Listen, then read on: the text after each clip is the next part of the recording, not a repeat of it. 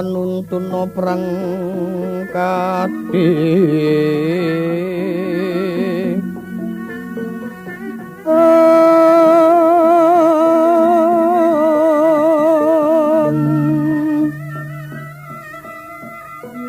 ketika sang sayanira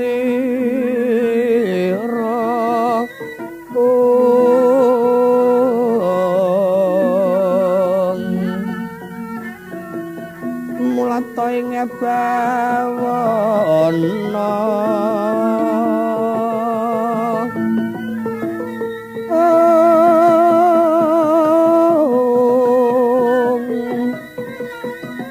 mangelingana doaning madya padha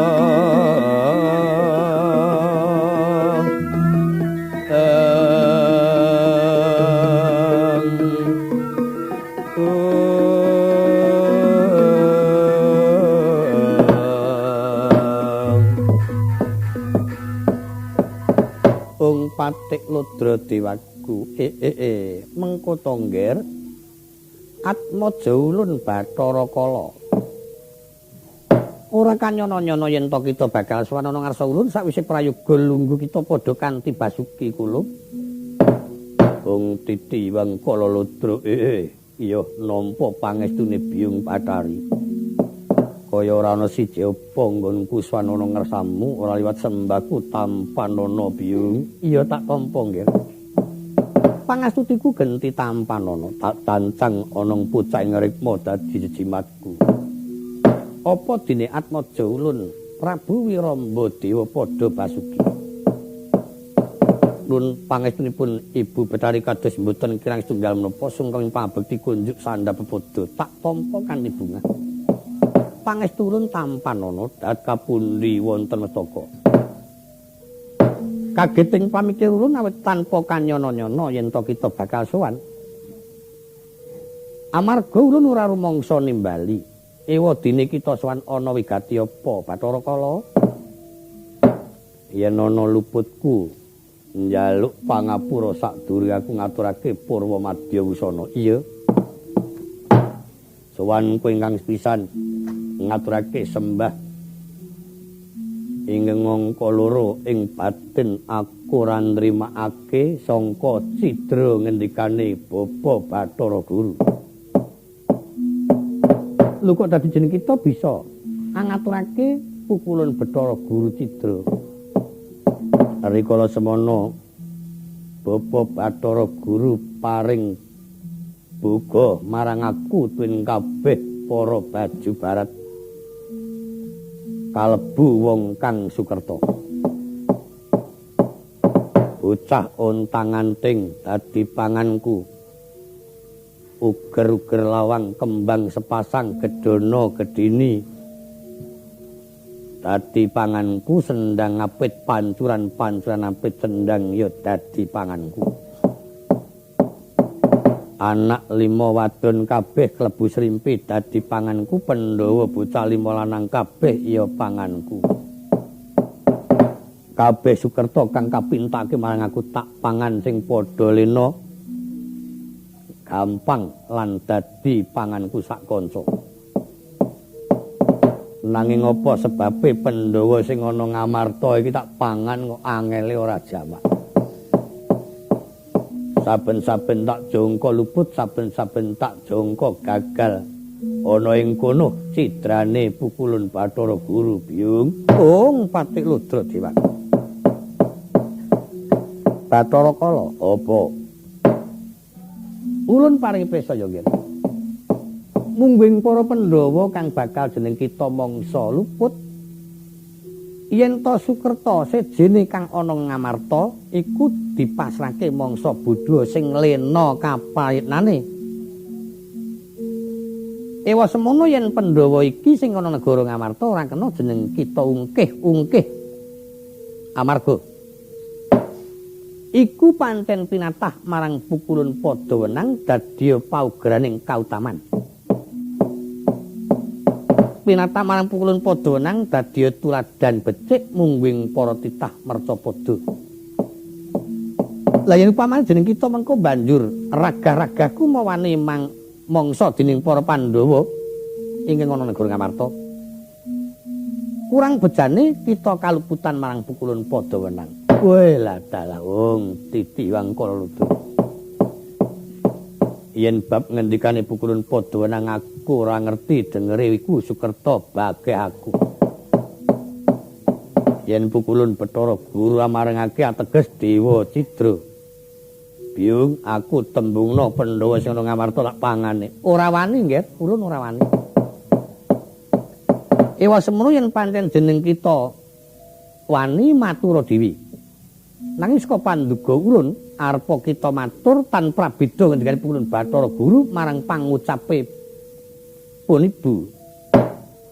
Yen pancen mengkono dinggo cugeng kelawan adreng aku lila ora mangan Pandhawa nanging aku njaluk ijol mangan Dewa 5 wilangane. Sang Hyang Tata Kalono kalaya takut maringkut ringkut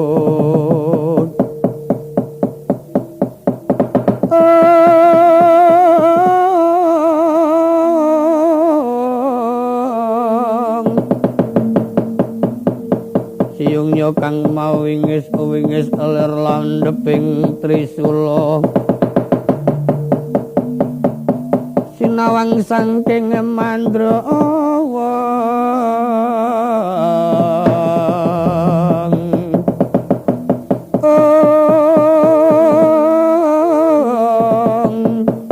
gedruk-gedruk ler kang ngamangsa bumi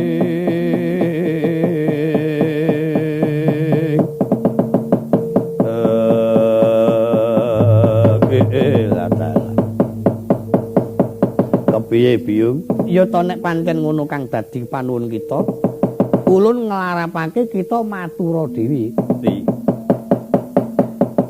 Aja nganti ulun nampa duduka amarga ulun wis ngerti marang paugeran kang pinariki sangka sabdane pukulun padha wenang. Wis tak matur dewi.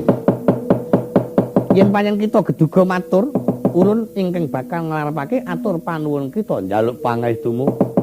Aku tak ngadhep pukulun Bathara Guru sing ati-ati kuwi.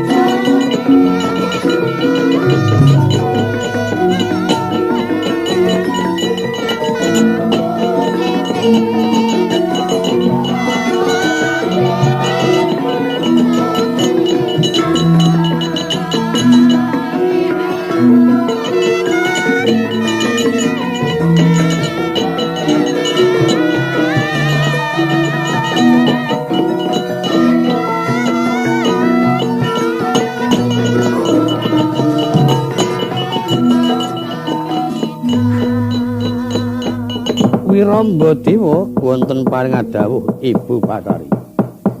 Sangka panuwun Sudara Werdamu Bathara Kala tan bisa pinambengan. Embuh kepiye kedadane sakwise munjuk ana ngersani pukulun Bathara Guru. Kantun kula sumanggaken ngersanipun Ibu Bathara jeneng pancen mekaten dados kersanipun pukulun Bathara Kala. Mengkono lho. Tandya teka mangkono rikala imbal wacana Sang Pandya Bathari Durga dereng antos paripurna ing pengangkas mudi anungka ingkang putra Sang Hyang Kala katungka piswanira Danyang Kumbayana.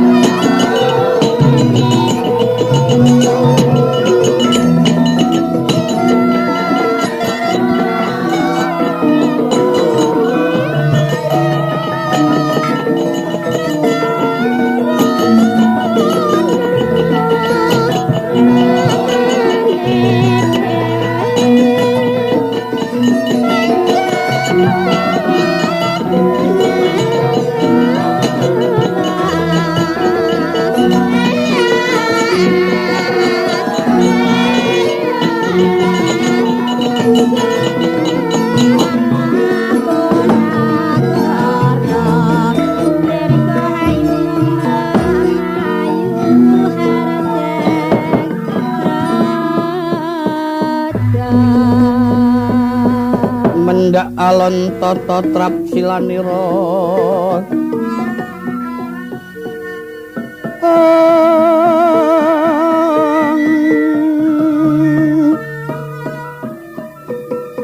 sungkema mungging padanta Prabu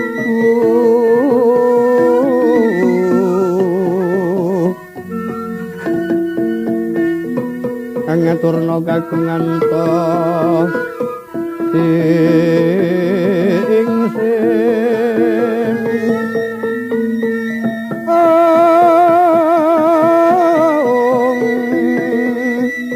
sasa sampun prapti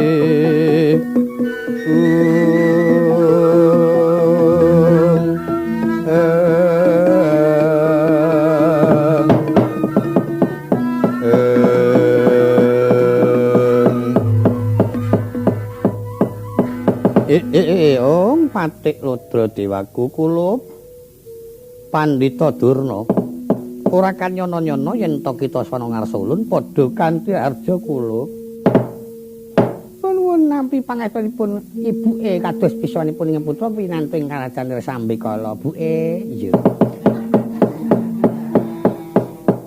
kejari saking menika kepareng kula ngaturaken pabekti mugi konjukan ngandhap padha buke Iya ulun trima kita ngaturake sumangga ngarsa ulun pangestu ulun tampan. Nggih. Sawise prayoga jeneng kita swan ana wigati apa swan kita kaya Nyolowadi kulup Kumbayana. Nggih.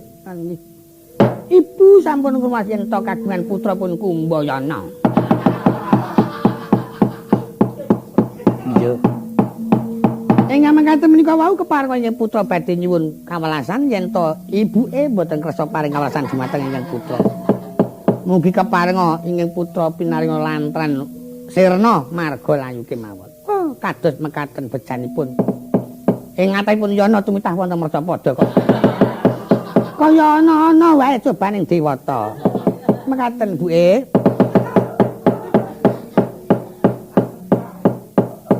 Ana apa to nggir kok sajak ngrantes temen. Nggih. Kedungsang-dungsang gesang kula wonten Mercapada. Yen to menika mangke mboten saged keleksanan dados atur panuwun kula wonten ngestina temtu dipun sia-sia kan Kurawa. Dipun merek-merekaken. Ing atase wong bodho kok ditengenake.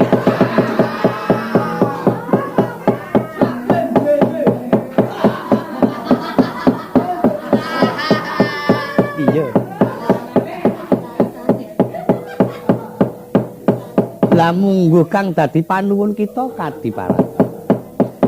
Anak Prabu Jaka Pitara menika nampi wangsiting Jawata tentrem ing negari Ngastina menika mawi sarana wayu sekar Salagayima. Inggih mangka kula mboten mangertos. Kula niti prisa wonten ing Sangkal Bolong boten wonten dawuh saking Jawata badhe ngemping kawaskitan dumateng anak Prabu Ndrawati ewa semanten malah dipun paeka. Kula dipun kroyokaken para putu-putu kula. Lari-lari ngamarta pancen padha kurang genah. Karo wong tuwa ora padha ngajeni. Iya.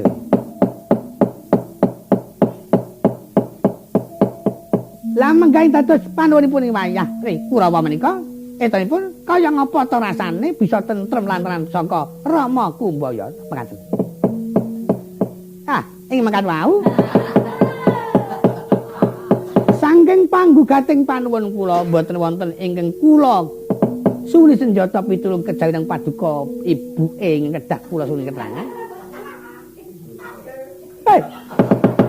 Supados paring pepadang dumateng ing putra pun Kumbayana. Mekaten kula. Aduh. Mesakake temen Kumbayana. Nah, ra ngono.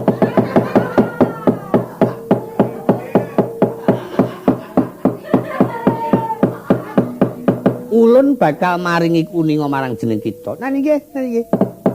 Sejatine wayu kembang Slagayama iku ana Mercapada. Malah dateng Mercapada, Bu. Iya.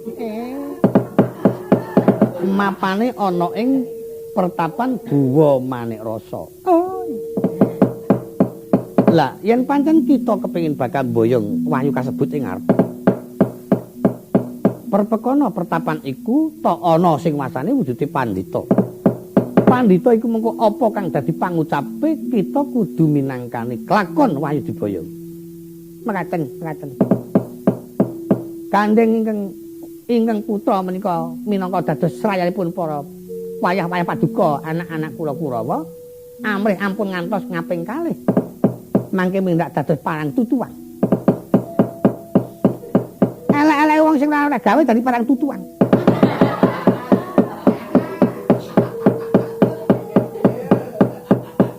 Jeneng kita aja kuwatir. Ulun paringi kanthi atmaja ulun Prabu Wiramba-Dewa.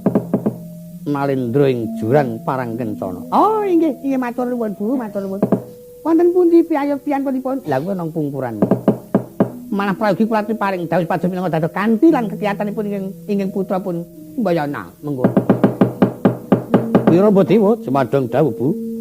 Kadangmu Wersinara Wedi Pendhita Durna laratna ana pertapaning ing Guwa Manikrasa.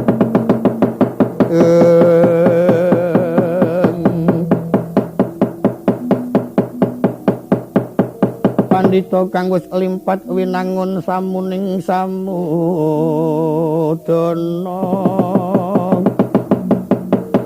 mengkuliring kasujanan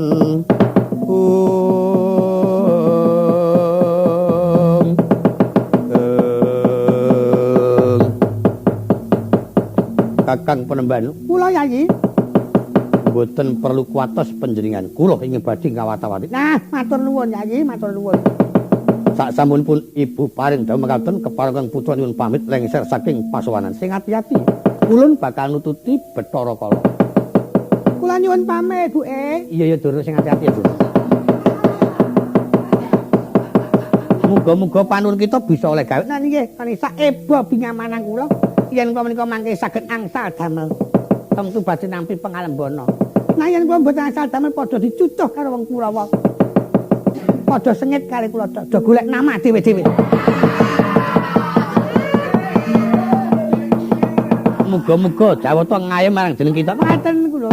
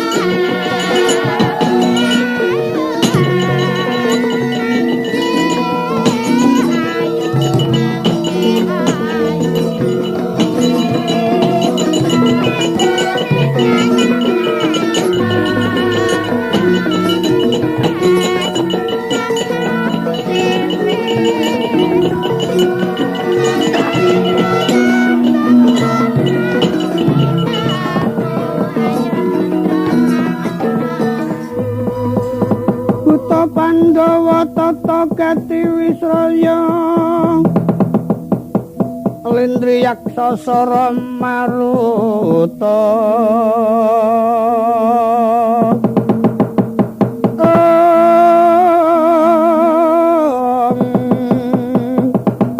Sindung Riwut Bayu Putra Lirawarayang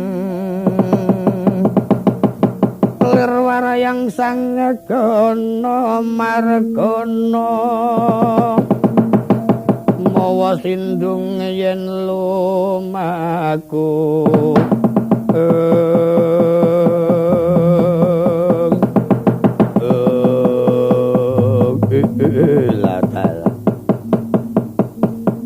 nyadong dawuh Ibu Bathari ngawe dateng keng putra pun Sang Hyang Jaramaya.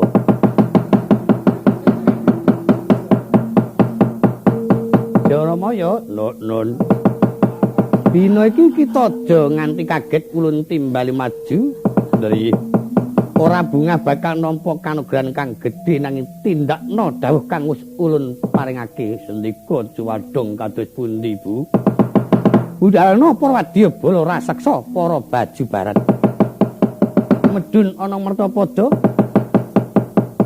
jaganen pertapan guwa manik rasa aja nganti ana wong kang kumawani memadha karepe karo Pandhita Durna. Yen pancen ana wong kang kumawani ngriwuk kempul baru sinang karepe Pandhita Durna cegaten dalan. Panganan sak kantam. Wah,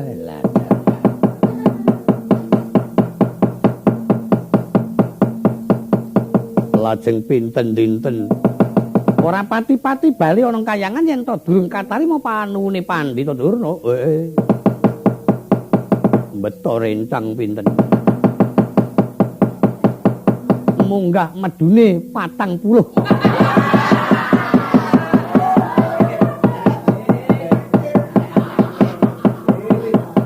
Gawanan kabeh.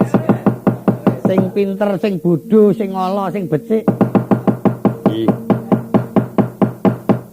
Yen ngantos ketelasan tedi jarah rayah ingkang bayari lho Gusti.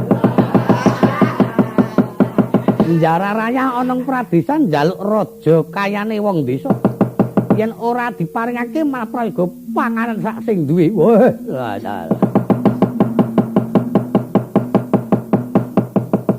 mawi seragam ora.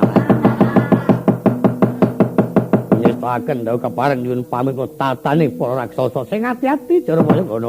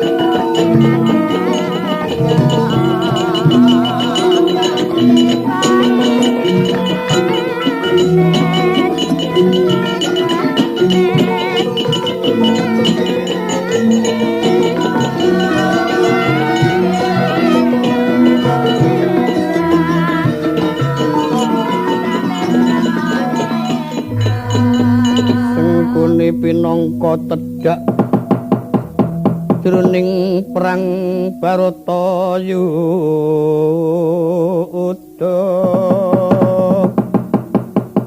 mulat ing gagana mendung kang ngendanu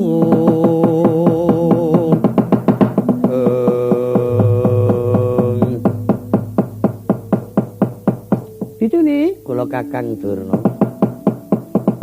wong niku janji luwes tembunge lan gedhe prihatine sok akeh katarimane. Nggih. Sampune kula sowan ngersipun ibuke. Ibu nginggil. Nginggil kayangan nggondo mayit. dipun pariprisa papanipun Wahyu wonten ing pertapan. Pundi ning wau? Guwa Manik Rasa, Guwa Manik Rasa. Lah ingin badhe manggi pendhita niku adik kula menika. Menika putranipun ibuke. Oh. Sinten nggih? Kula Prabu Wiramadewa. Oh iya kesinggihan. Ampun ngendika nggih, Dik ngoten. Mriki ya panjenengan matur Kang Mas.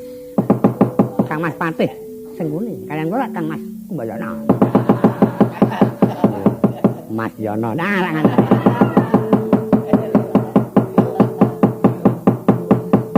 Mulai prayogane ampun kaya adate mungel paman utawa bapak ampun.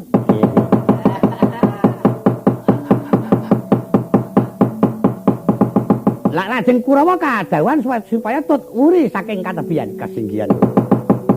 Kali kula Kakang Durna ampun kadaluwarsa monggo dipun perpeki pertapan Guwa Manik Rasa mangke pun rembak ingkang sae pendhita ing mapan wonten mriku kasinggihan kula nderek.